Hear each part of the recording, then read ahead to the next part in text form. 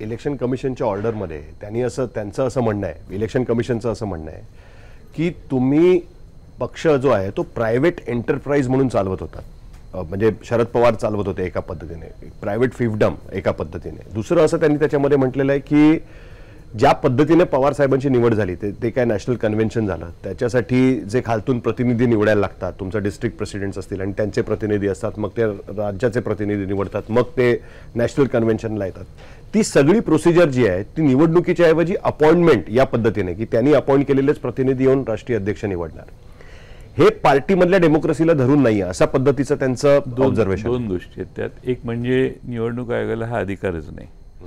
निवडणूक आयोगाला 99 सालापासून आमचा पक्ष स्थापन झाल्यापासून ज्या फॉर्मॅटमध्ये आम्ही माहिती सबमिट करत होतो त्याच फॉर्मॅटमध्ये ही माहिती सबमिट झालेली आहे. जर डिस्प्यूट असेल तर तो सिव्हिल कोर्टात जावा लागतो.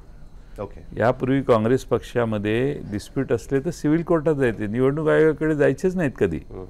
हे निवडणूक आयोगाने स्वतःहून त्यांचा अधिकारच नाही. त्यांना त्यांच्या फॉर्मॅटमध्ये निवडणुका झाल्या, प्रिसाइडिंग निवडणूक घेणारे आम्ही नेमले, त्यांनी सगळीकडे जाऊन निवडणुका घेतल्या.